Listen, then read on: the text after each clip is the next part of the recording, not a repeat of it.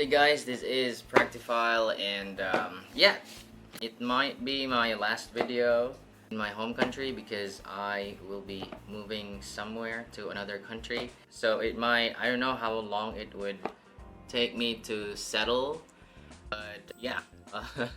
For now, I'm actually doing my review of the Hiby R8ii A. It's their flagship DAP. Thank you so much, Hiby, for including me in the review tour, and to AG also, who is managing the tour. A brief history about Hiby. So they've been out for quite some time, and a lot of people know them because of their DAPs, some of their IMs, but they also have this popular player. Talking about their player, so when I do test, I usually use UAAP along with Hiby because, you know, the interface is easy. I preferred the UAAP because I paid for the parametric equalizer, but at that time, I don't know, but yeah, probably like a few years ago, the Hiby app didn't really have parametric EQ. They did have the they did have the equalizer, just the normal one.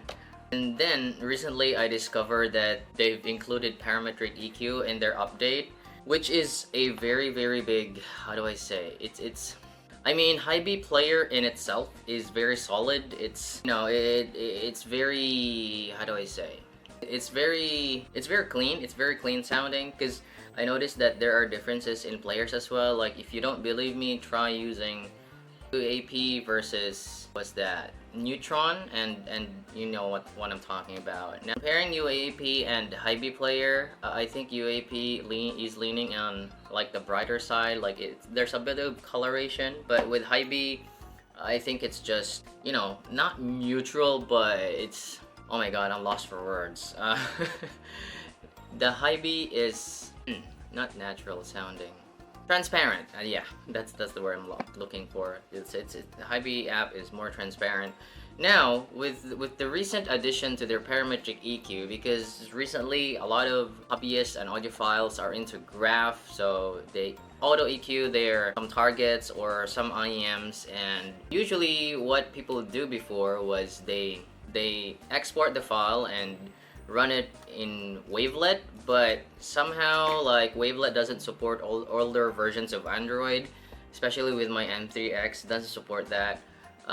So when I do auto EQ, I use my phone, so that's how I did it. But it's a very big help now, since they have the parametric EQ available on their app. You can just, you know, pull up any auto EQ from Squig, download the file, and import it on the Hiby app, and no, you basically auto EQ the IM that you wanted to hear. So it's, man, like, Hiby, man, I love how they implement their software and their DAP. So I like some of their sources actually. So I really like the FC6, the dongle, the R2R dongle, and the Darwin also. Like, when I tried it in Japan, it was, you know, it's just pitch black background, man. It's so good. I also tried the other DAP. Which one was that? I think it's the R6. But yeah, I had some issues with that. It heated pretty, you know, it overheats. Okay. Now with this one here, okay, the R8, it's a $2,000 source, man. It's expensive. And this is what it looks like in the box. I already unboxed it, sorry. So just, you know, letting you see what's inside. So the DAP is here. They're actually very heavy, man. They're very heavy, and they look really good, actually. Look at that. Yeah, in blue you have the line out here, and it's so good. The buttons are not finicky compared to the previous one, which is nice. Colors are also very good. I mean, you can look up the specs on the internet. It's very clear, man. It's like a phone, but it feels like a brick. It's very heavy. It feels good though. Like, the buttons feel good. They're built really premium though. Like, for 2,000 bucks, man, of course it has to feel premium, right? And then inside you get these essentials here. I think these are like the protective screens, and you get the case here, which is slowly turning yellow. But yeah, they're very good. They're very good. These are, and then cable, which is very thick. I think for charging Type C. That's it, man. That's pretty much it in the box. All right. So what are my thoughts on this DAP? So when I first tried it, I tried it with my, what was that, like Soft Ear Studio 4, and what I noticed is just it enhances. I mean, I heard the full potential of the Studio 4s, man. These are very natural sounding source. For me, it's very noticeable from my Shanling M3X to this one. It's just so clean sounding, and I didn't feel there are any boosts in the treble or elevation in the bass. It's just very natural sounding, man. Like, even with, you know, one con that I have with the Studio 4s was the treble smoothness. I mean, I hope it could be smoothened out, and I thought it was the IM's fault, but when I heard it here, it's just, man, I couldn't believe that sources have that effect on treble timbre in a way. It's just so smooth sounding, man. Like, I felt like I was listening to a different IM with a different configuration. Although the tonality is the same, like, I don't believe that sources alter that much with the tuning. But it just feels different, you know. It feels that the IM is on another level. So to give you an analogy, it's like a painting, you know.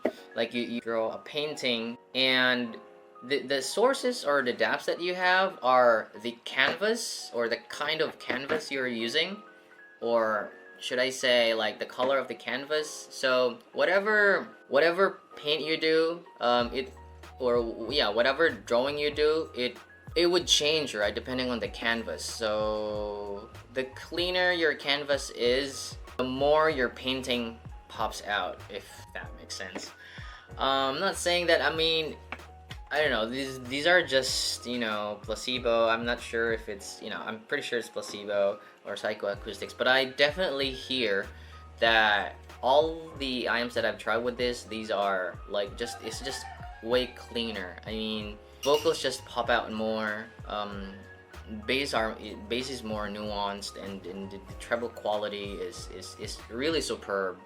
And I've thought that, oh my god, like, I really like the FC6, the Hiby FC6. For me, it's a very small dongle, portable, and it has a similar sound to that, but it's just way better. And this is just way better. It's also more powerful. So that's what I can think about its sound. This one here is not really like an intensive review or something. It's more of like my user experience, because I didn't really have much time to play around with this. Last week it was, you know, I was doing a lot of stuff, so although I was definitely listening to my favorite sets with these, I tried it with the Cadenza 12, which, man, it just elevated the experience overall. Tried it with the Duno SA6 Mark II, and again, my issues with the SA6 Mark II with the elevated treble, it was, you know, like, mitigated a bit. What else? Apple P8 sounded more natural in a way. Again, smoothness in the treble, no coloration in the bass whatsoever. It's just a very natural sounding source, man. I was just using the like amplifier class AB, and just the normal Darwin default, just the low pass filter. I haven't really tried the other filters, but so far my experience with this has been really great. And moving on to the cons that I have with this, of course, number one would be the price, man. It's like 2,000 bucks.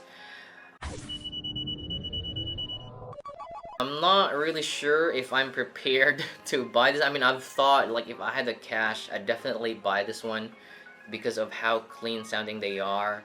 But it's not really something that I can use often. Like, if you pay that much, it has to have some usage in your daily life, right? But with this one, I just felt that it's gonna be sitting on my desk, you know? It's heavy and it's not really portable enough. I would have liked it to be like compact and probably lighter. So I'm thinking that maybe I'm not the type of guy who would buy like the high tier sources, because most of the time it's gonna be like this. It's gonna be a power brick, heavy, and man, it's just gonna be sitting in my desk. Like again, with my, how do I say, with my listening style, not listening style, my listening habits. Like I listen while I'm walking or strolling around, sometimes when, you know, cycling. And man, again, this is just not so portable. Although if I really have the cash, I would really consider, I'd really consider buying these. That's how good they are. I mean, I'm willing to spend 2,000 bucks for this, but I'm glad I'm poor. I'm glad I'm poor, man. Like I can't, I mean, I might be able to afford this in the future, but man, my wife's gonna kill me.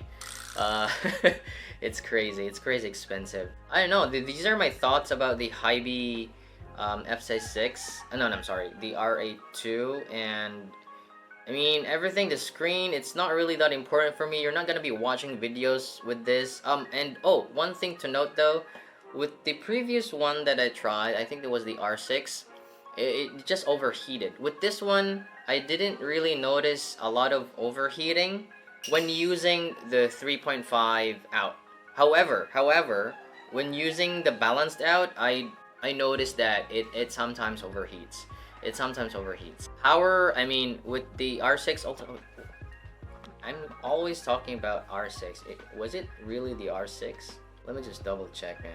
I think it was R6, man, like the purple one. Pro 2, I think, yeah. Yeah, R6 Pro 2, I think it's the R6 Pro 2. It overheats and, you know, it drains the battery even if you're not using it. It was crazy. I didn't notice that problem here with the R8. Although it heats up, it's not as hot as with the R6 Pro 2.